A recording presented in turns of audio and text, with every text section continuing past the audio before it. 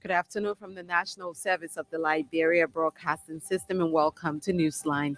30 minutes news presentation about Liberia and the rest of our one world. Today is Thursday, July 13, 2023. With this afternoon's presentation, my name is Titi Chibro. Top stories this afternoon: government provides additional 500,600 United States dollars for rehabilitation of at-risk youth in the country. Lofa County Superintendent William Kamba dismisses Joseph Boakar's chances of maintaining a stronghold in the county. You hear from here, but no tangible that have been established by the former vice president. We have not seen it, and so Lofa County has decided to choose development above tradition. Man believed to be Liberia's oldest man dies age 162 in Zwedru, Grangida County. Away from Liberia, United Nations Refugee Agency urges Ghana to halt deportation of refugees from Burkina Faso.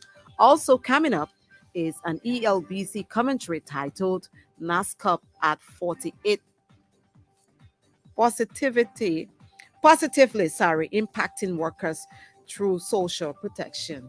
Sports, French, the weather report, and foreign development are all packaged.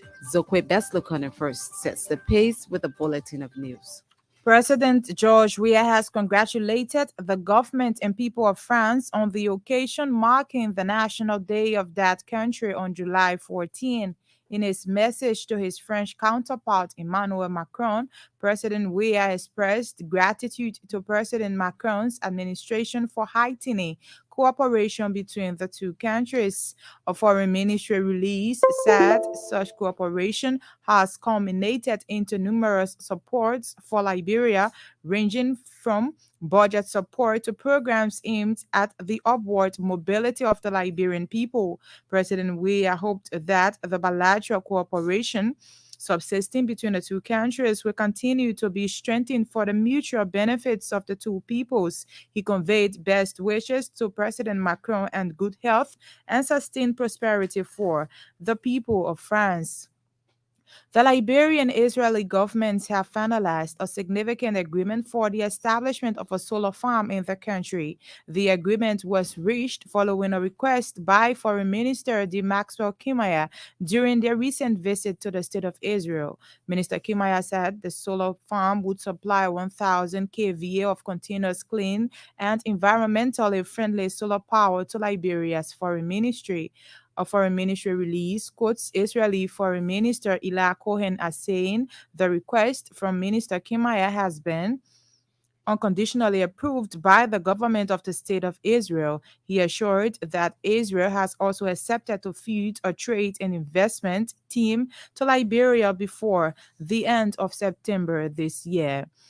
The Liberian government has provided additional 526,000 United States dollars to kick off the rehabilitation process of at-risk youth in the country. Liberia's Deputy Chief Medical Officer, Gabriel Gobley Logan, said currently there are about 47,900 at-risk youth in Liberia, of which 83% are males. Dr. Logan, who is also the technical lead for at-risk youth, said mechanism is already undergoing by the Finance, Health and Sports Ministries to curb the chronic addiction of drugs. The government have made an initial commitment of 526,000 United States dollars to quickly start doing something. He attributed the increase of at-risk youth in Liberia to what he referred to as weak family system, peer pressure, poverty, among others. Meanwhile, Dr. Logan disclosed that government remains committed to creating other useful programs for those who will graduate after being rehabilitated. Lofa County Superintendent William Kimber has made a startling revelation that Unity Party standard bearer Joseph Boakai has lost political relevance in his native home, Lofa County. Superintendent Kimba said though Lofians cherish their traditional values, they have resolved to overwhelmingly re-elect President George Weah in the October polls by voting development over tradition. He noted that it is disheartening that former Vice President Boakai has done less than 25% investment in his own county through his years of public service. Mr. Kimba maintained that the October elections will witness a 50-50 scramble for Lofa County between the ruling CDC and the Unity Party.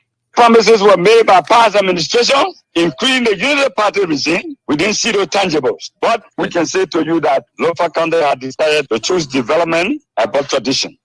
Superintendent Kimba spoke Wednesday on ELBC nighttime program Open Conversation. Meanwhile, Superintendent William Kimba has expressed dismay over reported plans by Ambassador Boakai to mortgage the county's Wologisi Mountain. Recently, political Liberian commentator Henry Costa made a shocking revelation that the Unity Party standard bearer has reportedly resolved to loan the Wologisi Mountain to his campaign financier if elected president of Liberia. But Superintendent Kamba said the people of Lofa will resist any plan to mortgage their Wologisi Mountain for personal benefits. Bond County Superintendent Esther Walker has dismissed claims by Unity Party standard bearer Joseph Boakai about the existence of Ellen Johnson Sirleaf Market in Banga. Recently, Ambassador Boakai said the UP, during its 12th year of rule, constructed a modern market hall in Bangabon County called the Ellen Johnson Sirleaf Market. But speaking Wednesday on ELBC nighttime program Open Conversation, Madam Walker dismissed Ambassador Boakai's claim as false and deceptive. The former vice president will be ashamed of himself when he know there was no market built by them called selling market. Meanwhile, Superintendent Walker has boasted of substantial progress made by the Weah-led administration in Bong. She named the construction of modern housing units in Marshalsu, the ongoing construction of CEB Domba Hospital and Bong Technical College, among others. According to Madam Walker, based on these development initiatives, Bongis are set to give the Liberian leader a second term mandate in the much anticipated October 10 elections. A man believed to be 162 years old, Chop Bia Kanye, has died in Zwedru, Grand Jide County. He was born in 1861 in Bazon District, Grand Jide. Old man Bia Kanye was a soldier of the Liberia Frontier Force and carried Liberia's 15th President Edwin Barclay in Nimba County to Toll Town in Grand Jide. He has since been buried. And former Margibi County Representative Sagboli has described teachers as silent heroes and heroes of the country.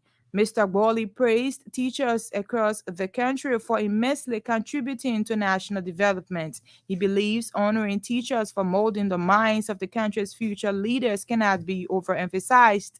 The former Margibi District 3 representative made the comments Wednesday during the induction ceremony of the Mamba Kamba Educational District Principal and PTA associations.